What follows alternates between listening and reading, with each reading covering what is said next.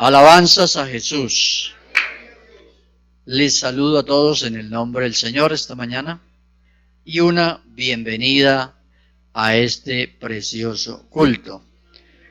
Bueno, hay muchas necesidades que tenemos, pero creo que hay una necesidad que es muy grande, es la de difundir el Evangelio. Predicar a mucha gente que todavía no son creyentes, que necesitan ser salvados. Entonces vamos esta mañana a hablar un poco sobre las herramientas de la evangelización. Vamos a leer un versículo, Hechos 4:20, si lo ponen aquí.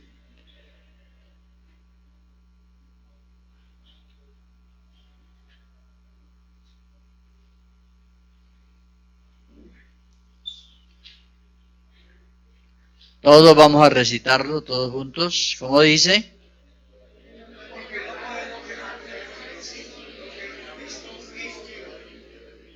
Otra vez.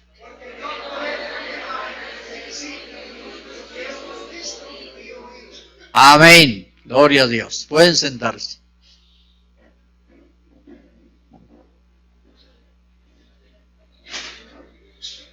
Cuando leemos un texto como este en la palabra de Dios, ¿qué podemos entender que está diciendo un texto de estos? ¿Qué nos está diciendo a nosotros como evangelistas, como personas que conocemos el Evangelio y que debemos difundirlo? Esta expresión la dijeron los apóstoles en un momento que los estaban persiguiendo por predicar, por anunciar el Evangelio. Ellos pronunciaron estas palabras, porque no podemos dejar de decir lo que hemos visto y oído. ¿Qué es esto? ¿Un requerimiento? ¿Qué es esto para nosotros?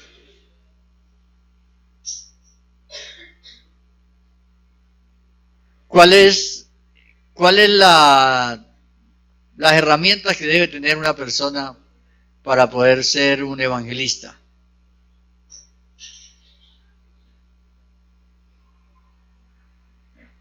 Dice, no podemos dejar de decir lo que hemos visto y oído. Lo primero que nos dice es que el anuncio del Evangelio es un testimonio de lo que uno sabe y de lo que uno ha visto y ha oído. Si no ha visto nada, ni ha oído nada, entonces no califica. Lo primero. ¿Qué otra cosa nos dice?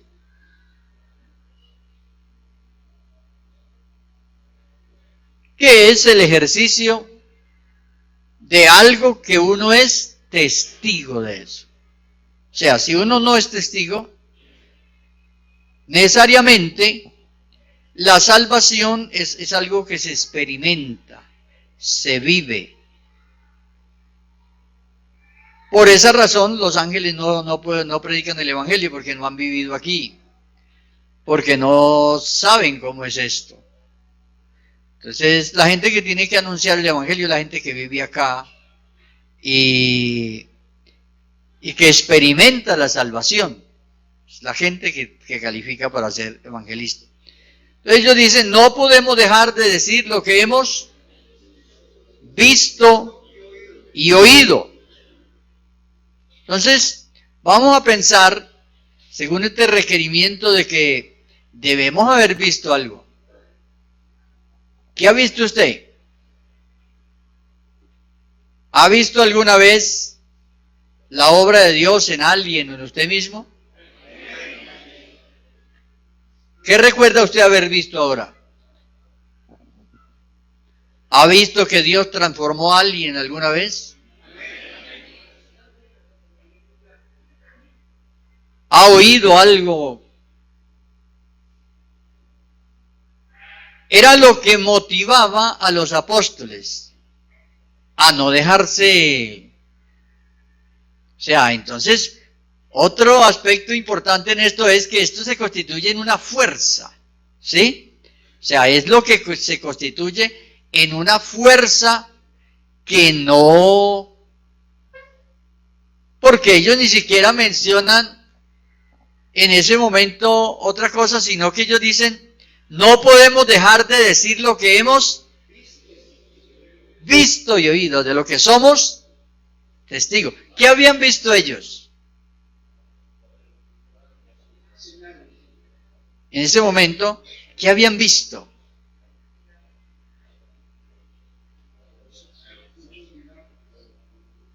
Pero la salvación es algo que se experimenta. Dios no le exige a la persona algo que no le ha dado. Dios no le exige. Y ellos tienen la fuerza ahí para decir esto, porque han visto, porque han oído, porque son testigos del poder de Dios. Había un coro que cantábamos hace tiempo, esos coros no se han vuelto a cantar, no se cantan hoy día. Yo soy testigo del poder de Dios. Y esa es una gran verdad. Yo soy testigo del poder de Dios. Entonces, es muy importante que nosotros tengamos una plena convicción. Cuando la persona tiene una convicción, no una emoción, las emociones duran un rato.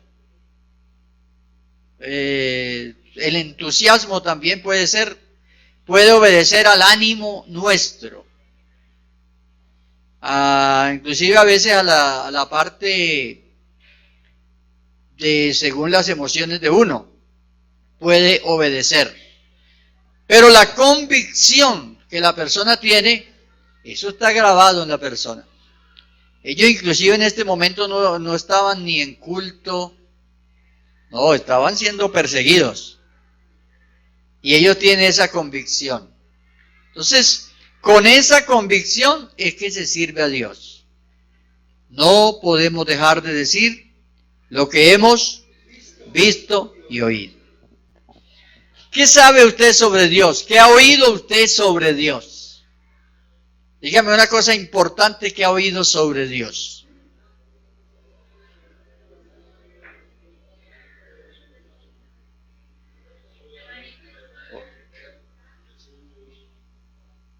Lo más importante que usted ha oído sobre Dios.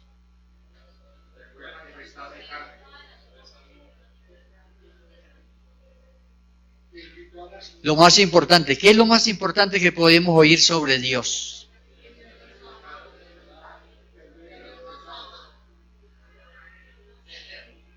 Que es único. Único. Entonces, uno sí ha oído. Ustedes saben, han leído Génesis 1:1, ¿cierto? Sí, ¿qué dice allá? ¿Usted sabe por qué la Biblia dice eso ahí? Porque los judíos, que fueron los que escribieron la Biblia, ¿por qué escribieron ese versículo ahí? ¿Por qué la Biblia comienza así? La Biblia siempre responde nuestras necesidades. Había una necesidad muy grande en la Mesopotamia antigua. Y era que allá lo que había era el politeísmo. Todo el mundo tenía, para cada cosa tenían un Dios. Entonces había una confusión en la humanidad que habitaba el mundo en ese momento.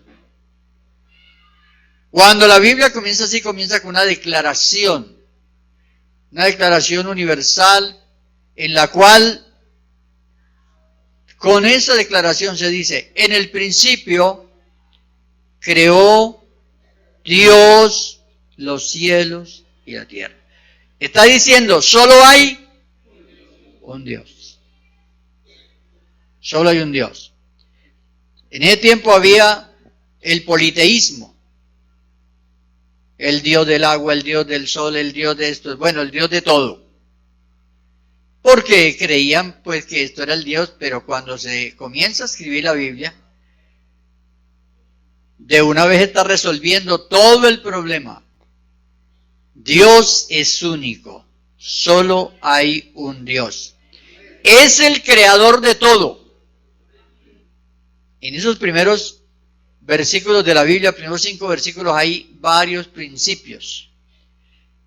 Los judíos establecieron estos principios allí para que conozcamos a Dios. ¿Quién es Dios? Vea lo que dice. En el principio creó Dios los cielos y la tierra, el único Dios. No hay más. Luego el versículo 2 habla sobre la soberanía de Él. Y la tierra estaba desordenada y vacía y las tinieblas estaban sobre la faz del abismo y el Espíritu de Dios controlaba todo.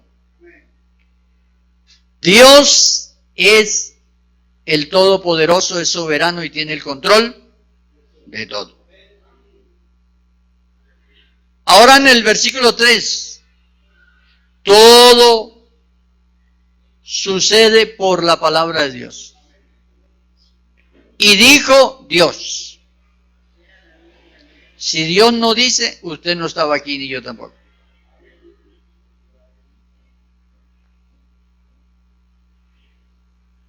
Y por eso en este contexto, en el contexto de este versículo, siempre vamos a encontrar y dijo, porque siempre este principio de que, como Juan anota en el Evangelio, cuando comienza a escribir su Evangelio, dice, nada de lo que fue hecho sin él. Porque todo es por la palabra de Dios. ¿Usted quiere saber cuándo se va a acabar el mundo? Sí. ¿Quiere saber cuándo se va a acabar? Cuando la palabra de Dios deje de sustentarlo. Hebreos capítulo 1. La palabra de Dios es la que constituye y la que sustenta. La palabra de Dios hizo que viniera a la existencia. Lo que vemos vino de lo que no se veía. Y esa palabra hizo que esto que usted vea, usted lo ven porque usted ahora se puede ver, pero lo que se ve vino de lo que no se veía. Y fue la palabra de Dios la que trajo a la existencia eso. Lo que nosotros decimos existe. Hay muchas cosas que existen, pero no las vemos.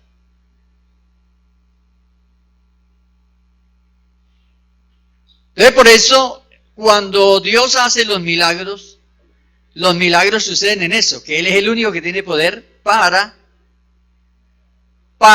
crear. Los milagros siempre son una creación que Dios hace en ese momento. Él es el único que tiene poder para crear. Por ejemplo, usted tiene una enfermedad y tiene un órgano que necesita ser hecho de nuevo. Él se lo hace de nuevo. Y viene, por eso dice, por la fe. Y fe es creer, ¿en qué? En lo que no se ve. Por eso, el poner la mira y la confianza en las cosas que se ven no es correcto, está mal.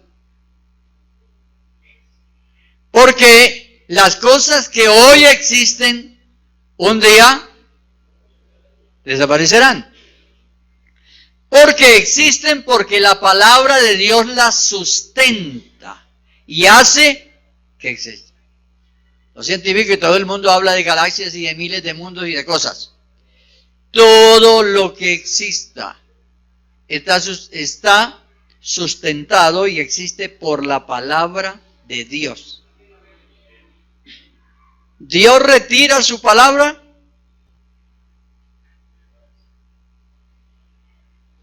y esto hasta ahí llegó. Gloria a Dios. Entonces, estos principios están aquí, en el libro del Génesis. Aquí están esos principios. En el versículo 2 que hablábamos de la soberanía de Dios, la voluntad soberana del Señor, donde hay muchas cosas que nosotros no entendemos porque hay una voluntad soberana de Dios no revelada, que nosotros no la entendemos.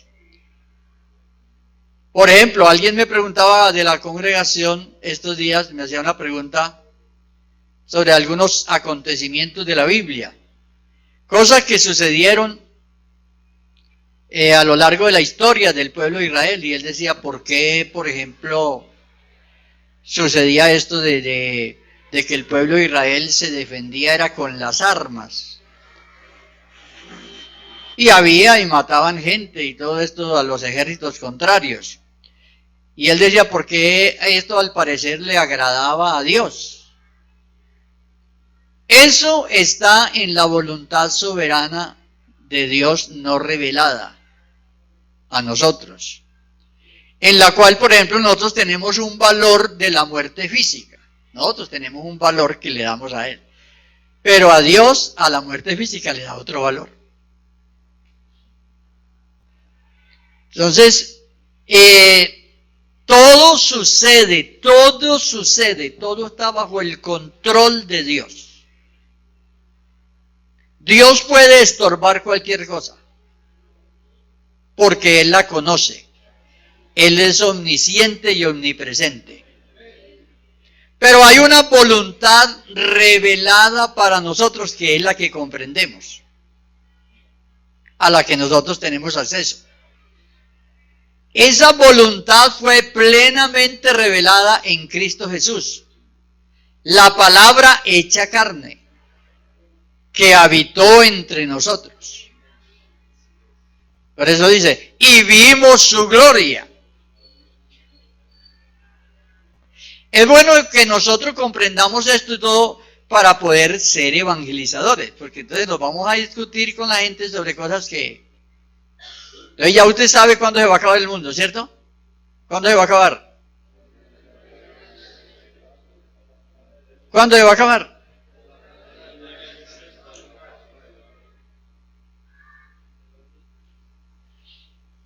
Entonces la gente siempre se embeleza en los avances científicos y esto y tal, ¿no? El hombre no está inventando nada, el hombre está descubriendo lo que hay.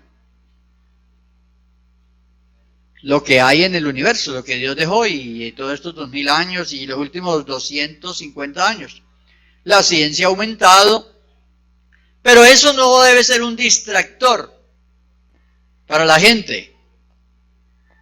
Que la gente se embeleza en eso, poner su atención en eso.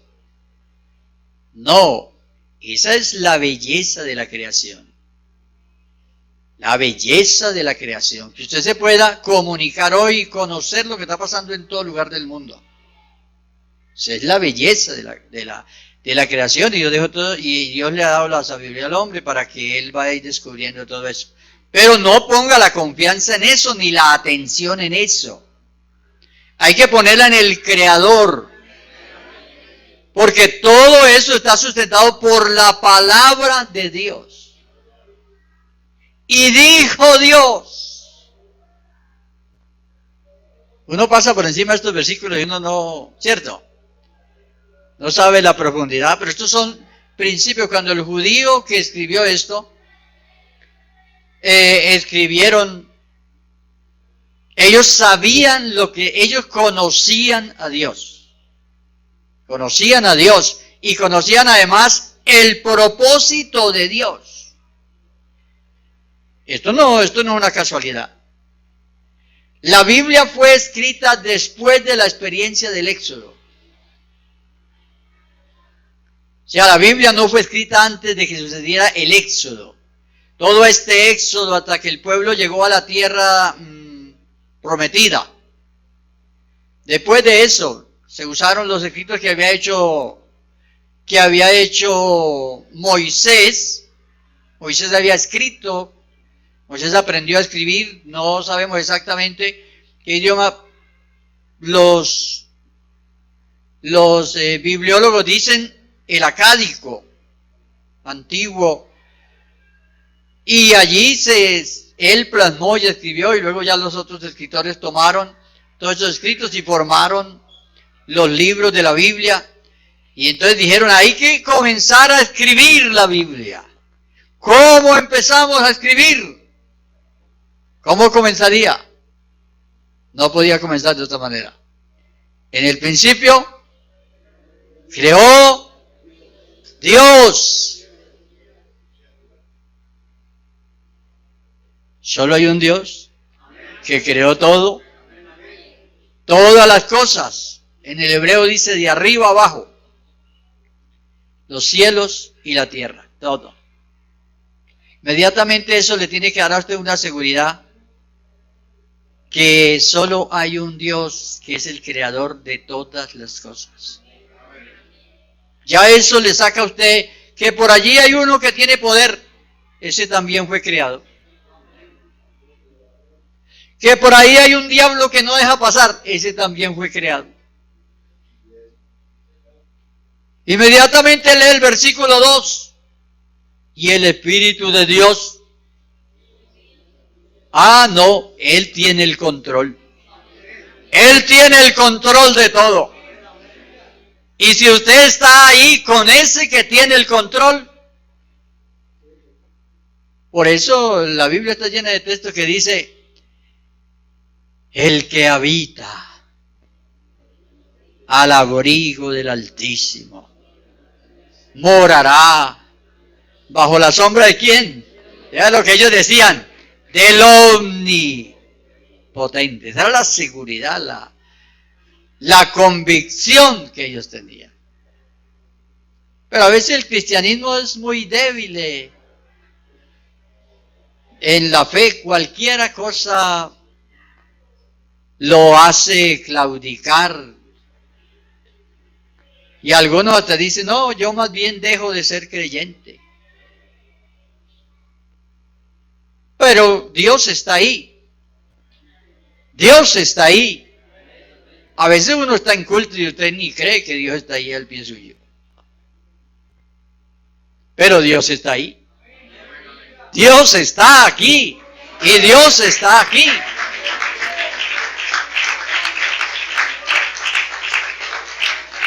Gloria a Dios.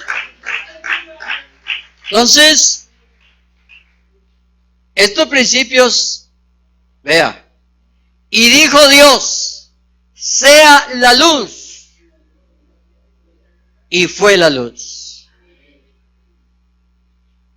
O sea, cuando Dios habla, y este capítulo primero de la Biblia, que habla de la creación, y es otro principio que vamos a aprender. Cómo el orden de las cosas trajo la vida.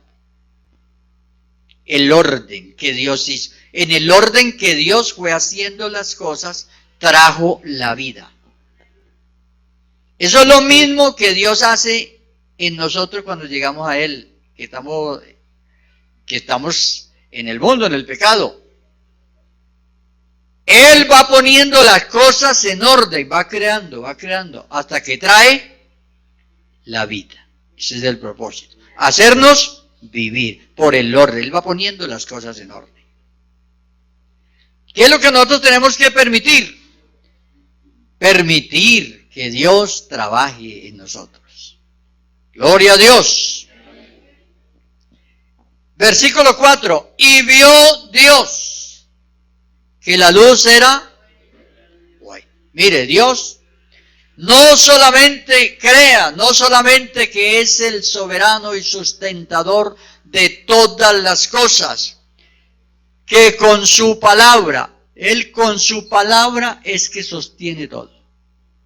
Es la palabra de Dios. La palabra de Dios. No solamente eso, sino que Él evalúa lo que hace. Y ya esto nos habla de que Dios hace una evaluación. Dios evalúa, Dios hace una evaluación. Dios hace un juicio. No solamente que creó el universo, lo sustenta, le da todas las cosas, sino que Él evaluará. Él evalúa lo que Él hace. Entonces, es bueno tener en cuenta que Dios, por eso la Biblia dice que Dios hará un juicio. Dios va a hacer un juicio y nadie puede escapar de ese juicio. Es un principio elemental de la relación de Dios con su creación. Así como lo creó, así como lo sustenta, así Él va a hacer un juicio. O sea, todos vamos hacia eso.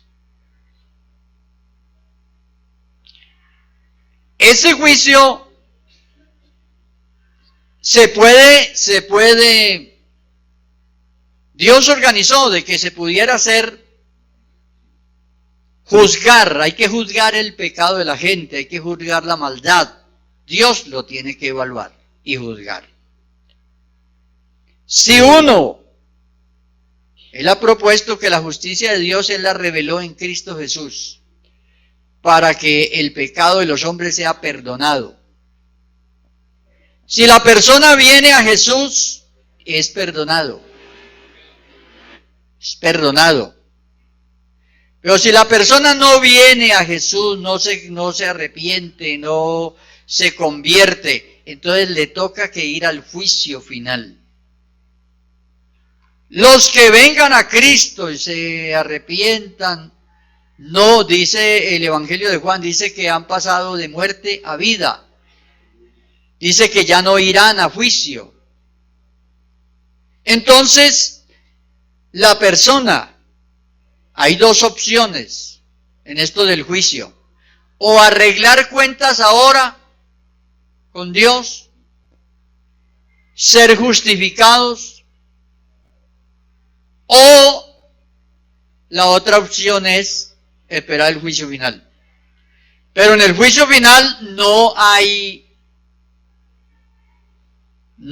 ya oportunidad de salvación, porque allá será para juzgar ya, para dar la retribución. Será un juicio de retribución. Aquí, en este juicio del tribunal de Cristo ahora, es para salvación. Si la persona viene y se arrepiente, acepta al Señor, entonces puede recibir el perdón. Pero si no lo hace, la persona le toca que ir a juicio, le toca. 9:27 de Hebreos dice, 9:27 dice que Dios ha establecido a todos los hombres que mueran una sola vez y después de esto, el juicio. O sea, no hay nadie que se pueda escapar. Por muchas cosas que haga tratando de evitar esto, no, la muerte va a venir y después de la muerte, el juicio. Hay un juicio. Entonces hay que tomar una de las dos opciones, o arreglar cuentas aquí con Cristo, por la fe, arreglar cuentas. El profeta Isaías, guiado por Dios, dijo, el capítulo 1, verso 18, dice, así dijo Jehová, venid a mí, dice Jehová, y estemos a cuentas. Hay una promesa ahí, venid a mí, porque a veces la gente piensa, bueno, yo he cometido unos pecados tan graves, tan difíciles, que yo no tengo perdón. Pero el Señor lo puede perdonar. Porque ahora hay esa bendición que Dios nos ha dado de ser perdonados. Si la persona no viene ahora, entonces le toca que ir a la otra opción. ¿Cómo le parece a usted? ¿Cuál será la mejor opción? Ahora, ¿verdad? Y la mejor opción es ahora. Solo que ahora tiene como un costo, ¿cierto? Porque las personas que están jóvenes, las personas que tienen todavía, que piensan que tienen muchos años de vida, que eso piensa uno, ¿no? Entonces dice, no, pero es que me tengo que cohibirme de estas cosas, vea qué tal, que es que uno cuando entra ya a la iglesia no puede hacer esto, no puede hacer esto. Ese es como el costo que hay que pagar. Hay que renunciar. Renunciar a la impiedad y a los deseos mundanos. Pero ya sabe usted que los deseos mundanos, dice que eso es pasajero. Dice que todo es pasajero, que lo único que permanece es, ¿qué es lo único que permanecerá? Los que hagan la voluntad de Dios permanecerán para siempre. Entonces el cristiano y la persona tiene una lucha con eso que le atrae la atención. Que le atrae la atención, que lo llama, que le dice, oiga, pero ¿qué voy a perder esta oportunidad? ¿Es que voy a perder? Es que mire esto tan bonito. Pues ya tiene que escoger. La persona tiene que escoger. Porque Dios no va a escoger. Nos toca a nosotros. Ese otro principio que a nosotros nos toca, ¿qué? Elegir. Esto es bueno, esto es bonito, esto es atractivo en este mundo, pero ¿vale igual que la salvación? ¿Vale igual? Entonces, esa es la realidad nuestra. Estamos frente a estas opciones. En el otro juicio, ya usted lo puede ver por allá en Apocalipsis 20:15, por allá está el otro juicio. El juicio en el cual ya no hay oportunidad. También hay otro principio aquí en el versículo 5. Y llamó Dios. Aquí es donde Dios pone nombre a las cosas. Y de aquí nace, y esto lo está diciendo el escritor, porque ya el pueblo judío creía en el nombre. Y la doctrina del nombre incluye que yo tengo nombre. Y que es necesario tener nombre para existir delante de Dios. Y de ahí nace de que se invoque el nombre del Señor. Para que nosotros a través de ese nombre tengamos nombre. Porque delante de Dios lo que no tiene nombre,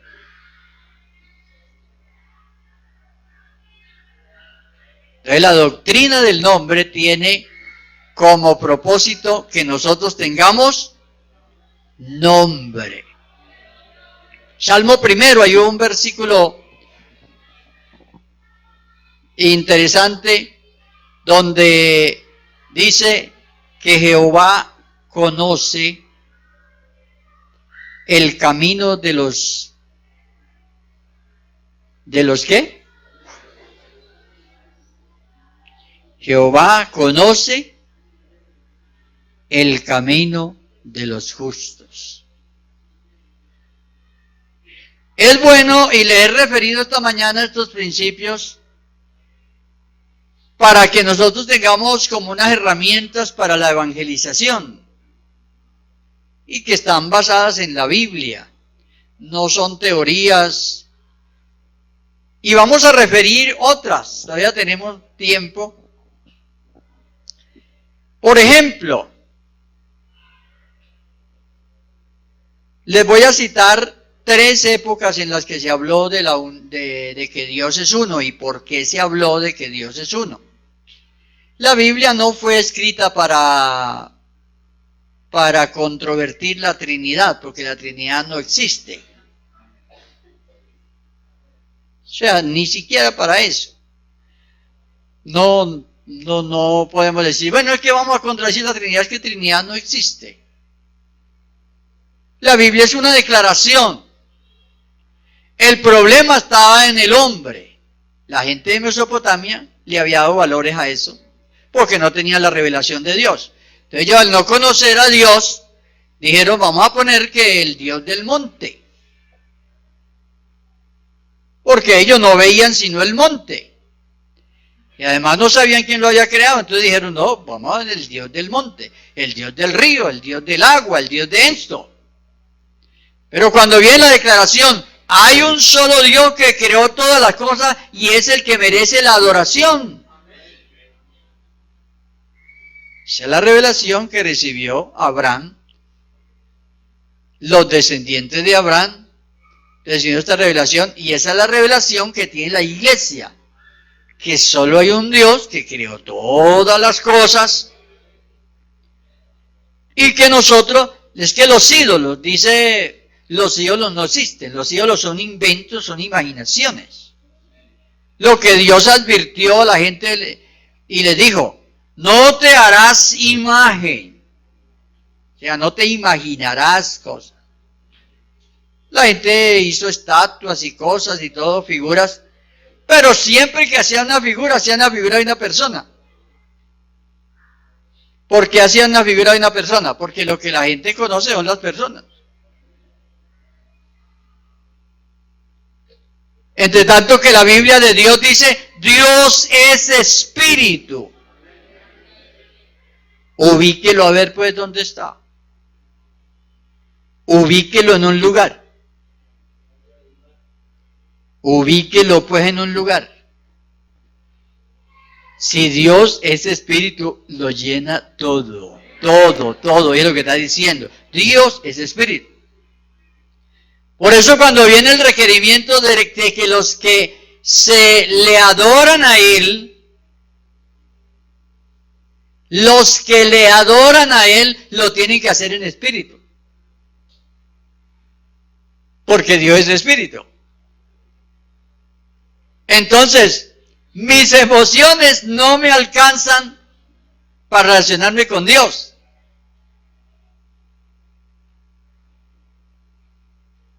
Entonces el problema del hombre es espiritual y Dios comienza por ahí, por resucitar el espíritu y darle vida al espíritu del hombre para que se pueda comunicar con Dios.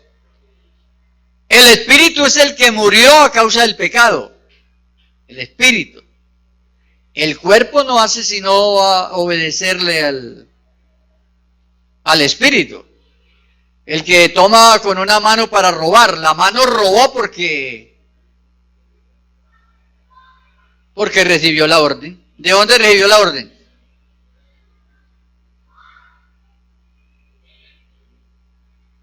Entonces, por eso lo que Dios está hablando, el asunto es del espíritu. Y si el espíritu del hombre es altivo, está muerto, necesita ser, no se puede comunicar de otra manera. Hay mucha gente en el mundo llena de buenas intenciones. Llena de buenas intenciones y se han inventado unas religiones muy buenas y todo, hasta emocionales, cosas que van y a las iglesias y todo y se aprenden las cartillas, tienen cartillas, aprenden, practican esto, hacen ejercicios. Hoy hay hasta cursos para hablar en lenguas. Hay iglesias que hablan en lenguas, que las aprenden, las enseñan, las practican y todo eso. Pero eso no es comunión con Dios. Eso no es del Espíritu.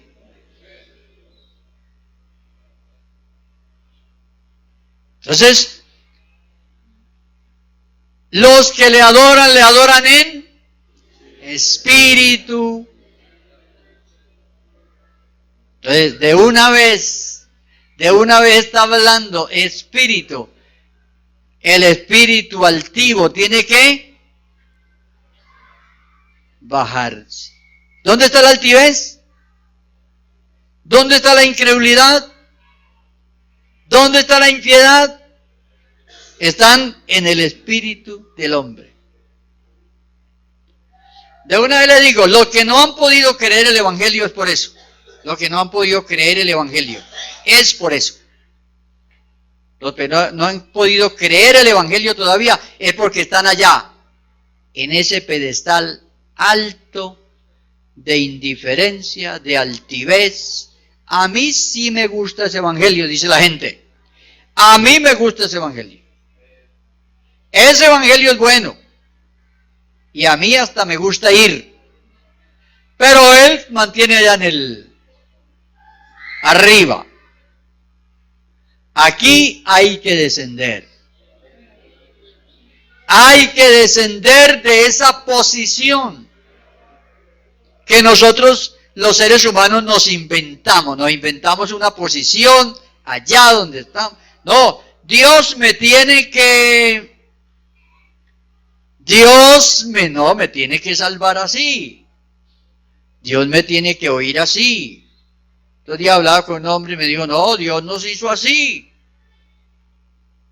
Entonces le dije, no, Dios no nos hizo así.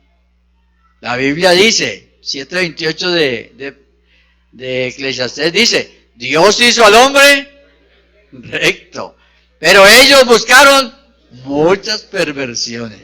Dios no hizo al hombre, Dios lo hizo. Entonces, es bajarse.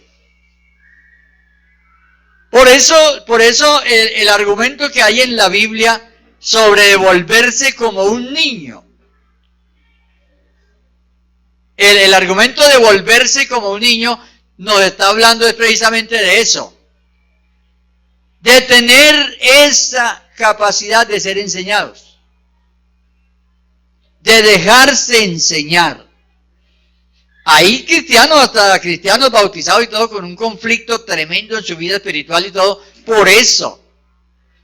Porque no hemos descendido. Todavía hay que descender, hay que bajarnos, hay que humillarnos, hay que permitir, hay que aceptar, hay que reconocer que no tenemos la razón. Que la razón la tiene Dios, que Dios tiene la razón. Cuando nosotros descendemos, entonces se comienzan a generar los cambios, porque Dios tiene cambios para hacer en nosotros. Pero no se pueden realizar por eso, porque nosotros mantenemos una posición altiva. Venimos al culto, me gusta. ¡Qué culto tan bonito! Pero yo vuelvo allá y vuelvo y me subo a mi posición que yo hice. No, tal cosa, nada. Y a veces, dicen, hermanos de la Junta molestan mucho, pastores, predicadores. Bueno, posiciones. Pero hermano, los que le adoran, en espíritu y verdad, es necesario que adoren. O sea, es necesario que sea en espíritu y en verdad. Entonces, si no comienza por la humillación, vea, no hay otra manera de empezar sino por la humillación. No hay otra manera de empezar. Hay gente que ha empezado. Inclusive a veces dice, bueno, yo me sé toda, y ya me sé los capítulos de la Biblia, me sé los libros de la Biblia, me sé esto, ¿verdad? Y si uno se aprendió por ver cosas intelectualmente, pero eso no quiere decir que no. Qué bueno que nosotros podamos aprender que Él es el único Dios. Inmediatamente eso me dice a mí que yo no soy Dios. Bájese de allá que usted no es Dios. Cuando usted lee, por ejemplo, Filipenses 2, a partir del versículo 5 al 10, dice, donde habla de Jesús. Y entonces lo compara y de alguna manera nos manda un mensaje a nosotros. Dice, el cual siendo en forma de Dios, ¿qué pasó?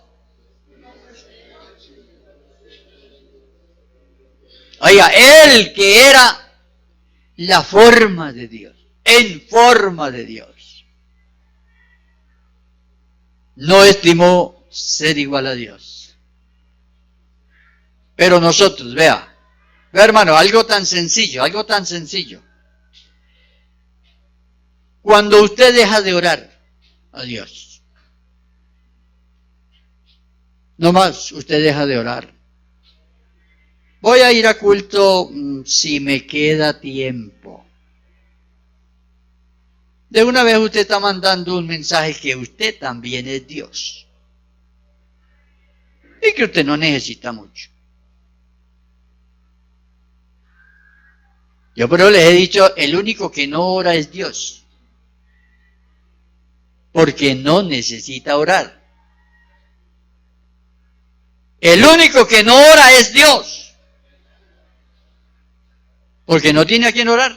Y además no necesita orar. Todos los demás necesitamos orar.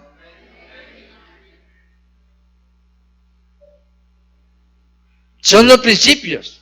Sí, que muy temprano, que tal que arrancó a correr, que no oró. Y una vez se fue, ojo con eso. Ojo con eso. Porque ya usted está diciendo, no necesito. Y si usted no necesita, Señor, está creyendo un Dios.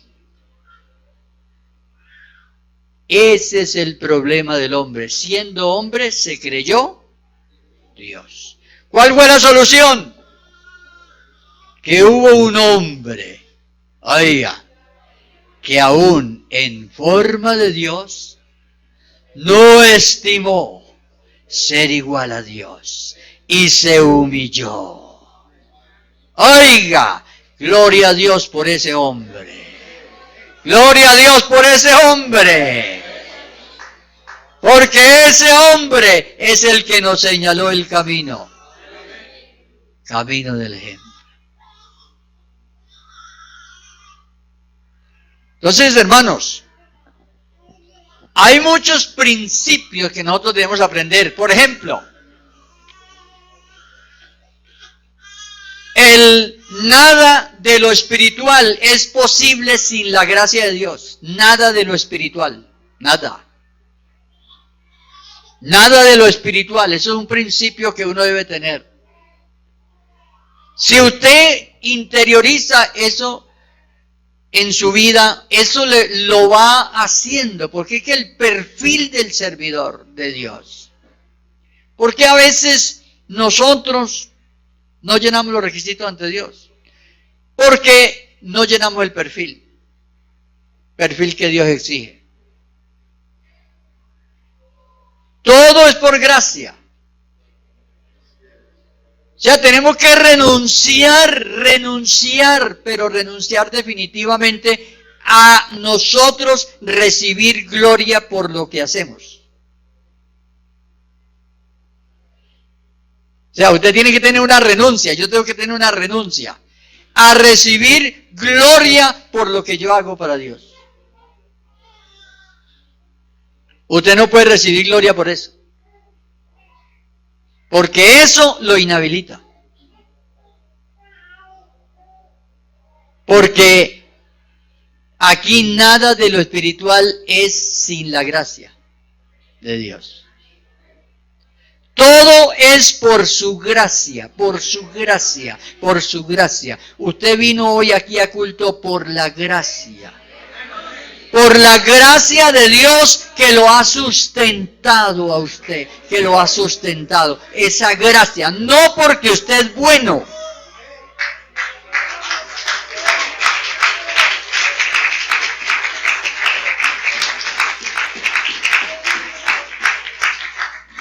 No porque somos buenos. Tenemos que sacarnos eso. Mire, estamos limitados para ayudar a otras personas. A veces estamos limitados porque no tenemos la plena comprensión de la gracia de Dios. Lo espiritual no se consigue sin gracia de Dios. No se consigue sin la gracia. Porque dice que la gracia y la fe son don de Dios. Son don de Dios. Dios es el que los da. Entonces, si usted tiene ese principio, esos principios establecidos en la vida, usted no se enorgullece por nada. Usted no se vanagloria por nada. Y si usted no recibe gloria, entonces usted le da la gloria a Él. Usted le da la gloria a Él. Y como usted le da la gloria a Él, entonces Él deposita en usted. Lo que Él le dijo a Israel, para gloria mía. Eso era lo que Él le recalcaba a Israel, porque Israel se extraviaba. Y Dios le decía, para gloria mía los he creado, los he hecho, los he formado, para gloria mía. Gloria a Dios. Entonces, hermanos, hay cosas, hermanos, que uno debe, principios que debe interiorizar. Hoy hemos estado hablando de principios que debemos interiorizar. Nadie puede reconocer a Jesús como el Salvador. Vea, nadie puede reconocerlo si el Espíritu de Dios no trata con él. Nadie. No le exija a la gente eso.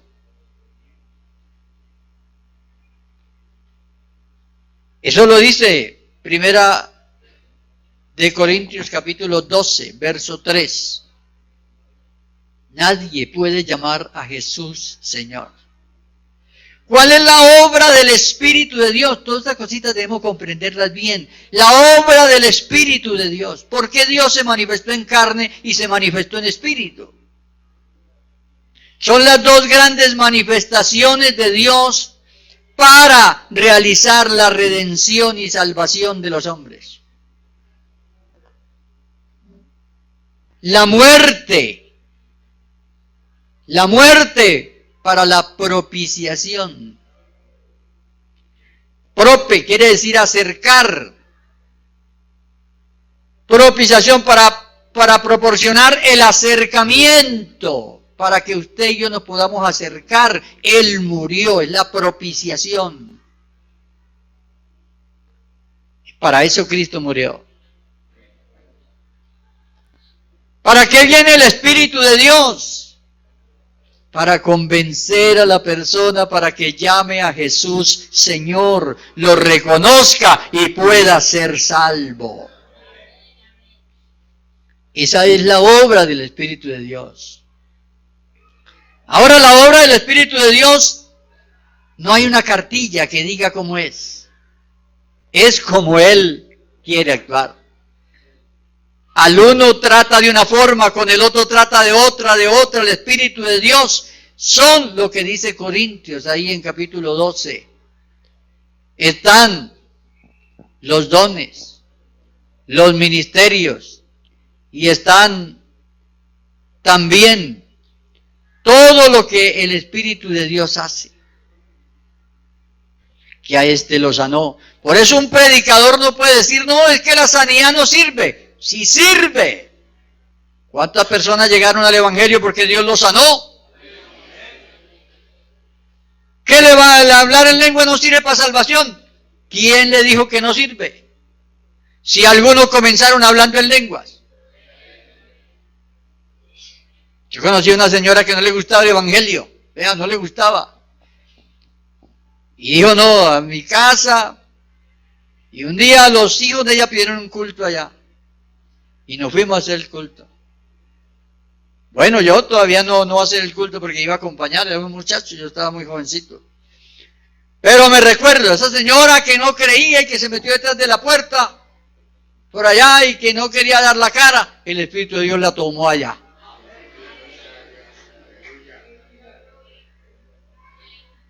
hay muchas cosas que nosotros decimos y ni no tiene sentido. Dios, el Espíritu de Dios, obra como Él quiere. Y toca. A este sana, a este bautiza, a este obra, hace como Él quiere.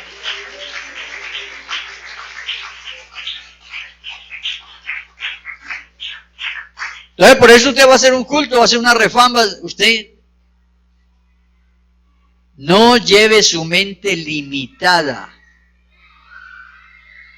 Usted lleva un bosquejo. De pronto Dios usa ese bosquejo, de pronto no. Pero yo tenía un bosquejo hoy y dijo, no, ese no es. Y usted llega a la refanda y el Señor dijo, no, ese no es. Tengo otro bosquejo. Tengo otra cosa que hacer aquí. Porque hoy voy a sanar a alguien, lo voy a convencer. Porque hoy voy a tocar el corazón de alguien. Entonces uno tiene que andar en el Espíritu. Andar en el Espíritu es andar en el conocimiento, en el propósito que Dios tiene para hacer las cosas.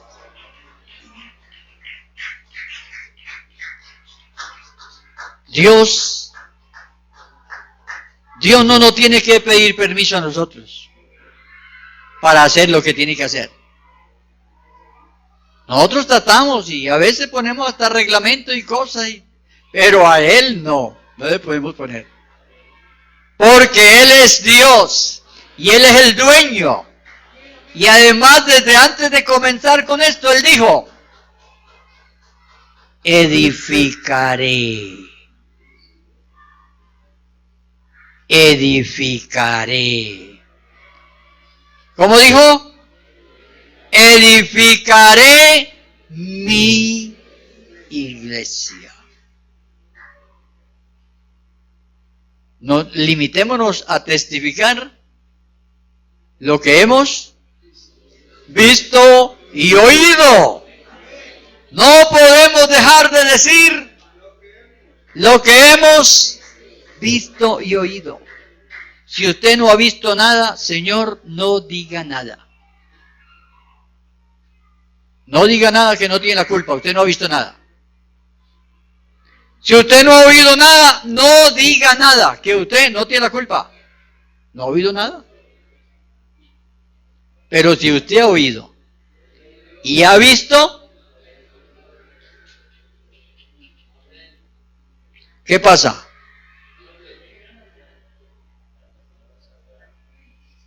La Biblia dice, vea, si creyeres en tu corazón,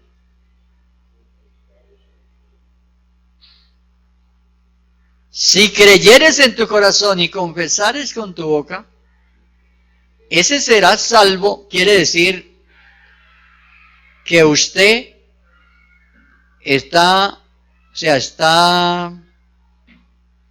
salvo. Y una de las manifestaciones de que usted es salvo es que usted evangeliza.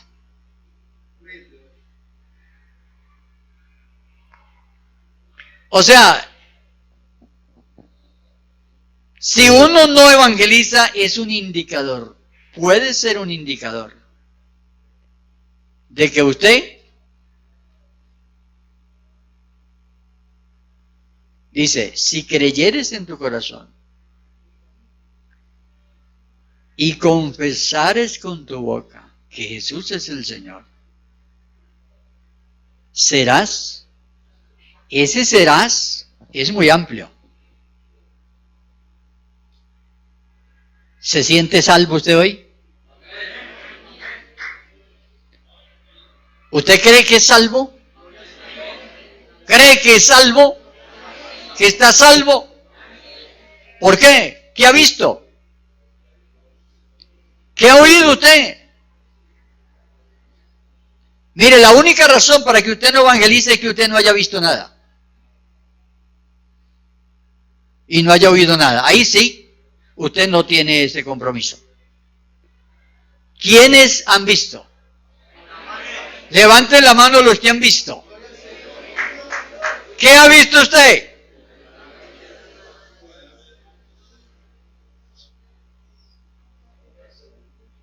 Gloria a Dios. Vea, yo he visto tantas cosas. Un día de esto voy a dedicar un culto para contar lo que he visto. Pero hermano, yo un día, siendo muy jovencito, vi algo que me espantó porque yo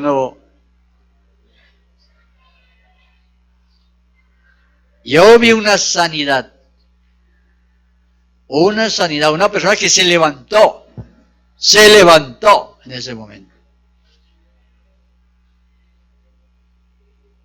¿Y quién hace eso? Dios. Es que yo ni siquiera iba a orar por esa hermana. No, yo no iba. Yo iba a hacer un mandado allá. Y me aterra la joven cuando llego y me dice, ya que vino hermano, ¿por qué no ora por mi mamá que está muy enferma? Y ay, qué compromiso, dije yo. ¿Yo qué voy a saber de esto? Yo pensé así, no, ¿yo qué voy a ser capaz de esto? Yo no soy predicador. No me mandaron a esto, no, ¿yo qué voy a ser capaz? Y oramos, y se levantó sana.